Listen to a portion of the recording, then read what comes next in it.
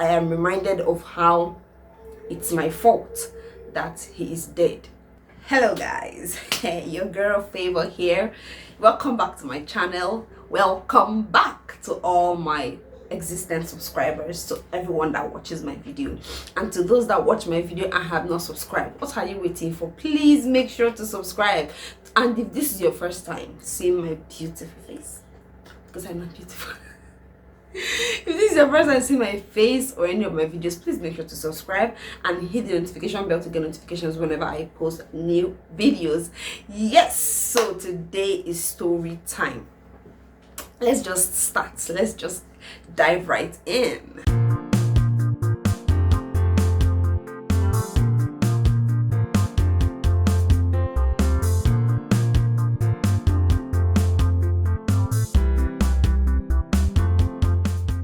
So today, like I said, is story time. I think I should be doing this more often because see, your girl has a lot of stories. I have a lot of stories. There are some stories that may be hard for me to share, but with time, I'm gonna share them. But today, let's just get right to this story for today. So the story I'm about to tell you dates back to way back when I was still in secondary school. We went for one video production. I think that was volume 5.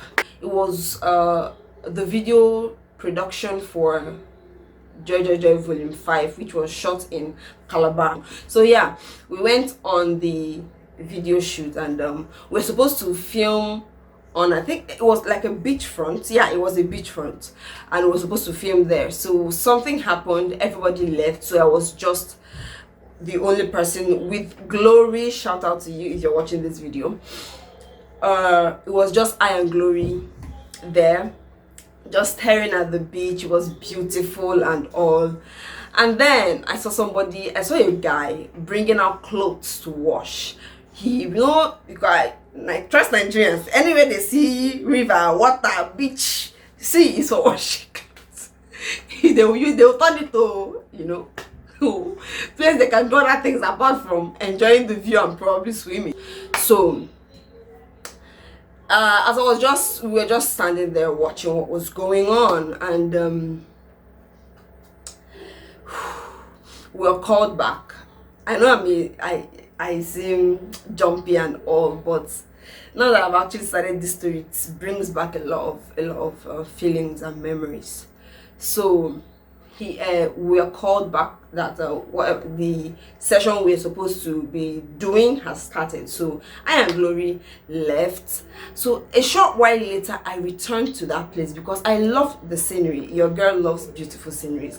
I love the scenery. I was just staring at the ocean. It was just beautiful. So I saw a hand waving, sort of. Yeah, I saw a hand waving. Like, I didn't understand. I could not piece together 2 and 2. So I just ignored it because the guy was washing clothes. I saw the clothes he was washing. Yes, and then I saw hand waving. 2 hands waving. I didn't understand what I was seeing. So after looking at what they called me back. I went back to continue the filming. Then later, I came back to see a body floating. That was my first experience. I won't say experience because it was an encounter. Yes, that was my first encounter with death. That was me seeing somebody dead at such a young age. I know some people experience such or had such encounters, maybe sort of at younger ages, but for me it was wrenching. I saw the body floating, and I've already, at least I knew that if the body is floating on the water, river, ocean, whichever one you want to call it, that the person is dead. You get? Not like the body was floating face down, not like face up. The body was floating face down, and This story. Why am I sharing this story? So I returned to tell the adults, one of the adults. I think I told my dad first. So he called the people that were working there, one of the staff members there, and they went to check on what was going on. They had to like bring out the body, and that was when it hit me. The man was not waving. The man was raising his hands to be saved. The man was trying to get notice that he was drowning. I did not know that he was drowning. And the guilt of that, the guilt of feeling like I caused his death, was with me for years. I felt like I was the cause of his death. I felt like if I had called someone, he would still be alive now. If I had alerted someone, he would still be breathing. Why was I that stupid not to know that the waving was not a waving of fun, that it was someone drowning that was trying to get noticed? Why was I not smart enough to remember that to remember what I have seen to be drowning? Because of course we watch movies and we see people that how they act, people that are drowning, and they kind of try to raise their hands. So I was like, why was I not smart enough? Why was I not sharp enough to like speedily deduce that this guy is drowning and he's trying to get noticed? This guilt was with me for years. For years I blamed myself for his death. Whenever I see beaches, whenever I see swimming pools, whenever I see anything that has to do with water, that kind of space, I am reminded of his death. I am reminded of how it's my fault that he is dead. I could have done something. And then, funny enough, we came back. When we came back, so we were not done with the shooting. There were some, I think, few clips that we couldn't capture because we didn't get the scenery we wanted exactly there. So when we returned, we were trying to shoot those. So I went to film my own solo session because it was my song we were filming my own the song that I soloed. So that was pray in the morning, pray in the noontime, pray in the night, never relent. That was the session I went for. When we returned, they said, oh, Mesoma fell into the swimming pool and she almost drowned.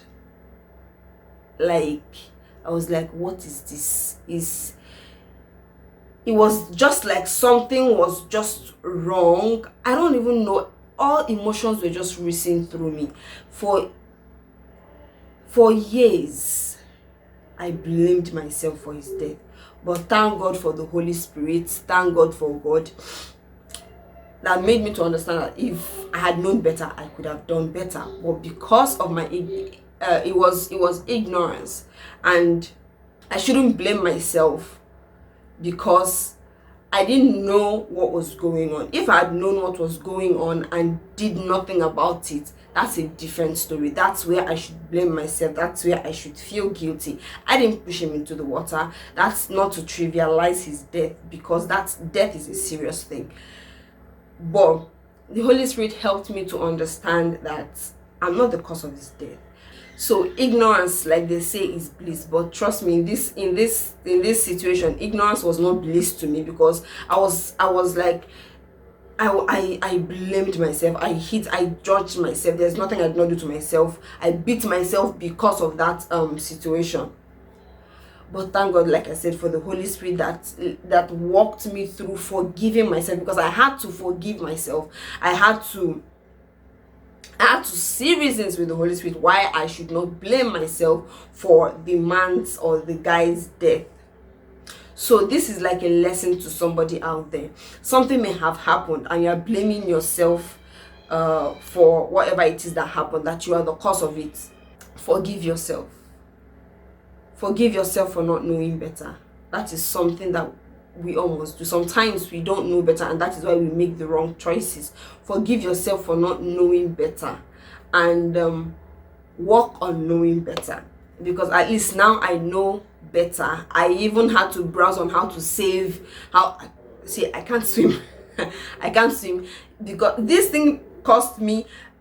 Whenever I go near swimming pools, I was scared to death. I've made a video about fear. This one was part of the things that reinforced fear in my life. I was so scared of dying because I had already had a face-to-face encounter with death. Even, yeah, somebody died in front of me. And anyway, so don't blame yourself. God has forgiven you. Forgive yourself. Even if you are the cause, forgive yourself. God has forgiven you. God does not condemn you. He has forgiven you. So accept that forgiveness. It's problem. See, sometimes it's even yourself that is the hardest to forgive. Sometimes it's yourself that's the hardest to forgive.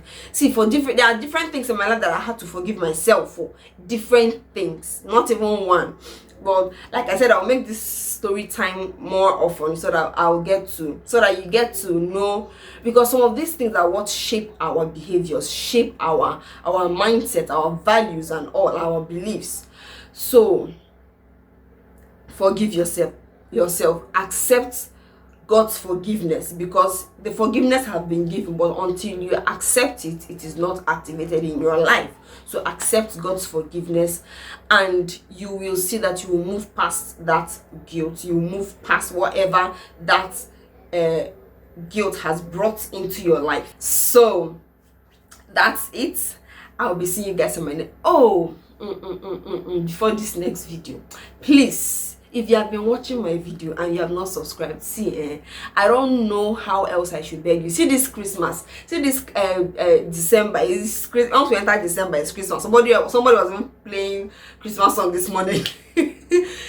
This they can do Christmas for me. See that subscribe button, just hit it. Assume then about Christmas. You understand me? If you understand Igbo, I'll try to assume then about Christmas because subscribe and leave your comments in the comment section below. What have been your experiences, your story? If you have had an encounter with death, what was it like for you? What is it you are blaming yourself for? What is it that you feel, if I had done this situation, this would have been better. If I had done this person would have been in a better position now, would have been alive now, would have been healthier now. What is it you think? Sometimes what it just takes is you speaking it out. Sometimes it just takes voicing it out. So voice it out so that burden will leave you. Voice it out in the comment section below. Voice it out to God, and He will walk you through the healing process, because the healing is a process. Guilt is like a wound to your soul, and it takes the healing of the Holy Spirit to take that away, and that is a process on its own. So yeah, I'll see you guys in my next video. I love you guys, so bye.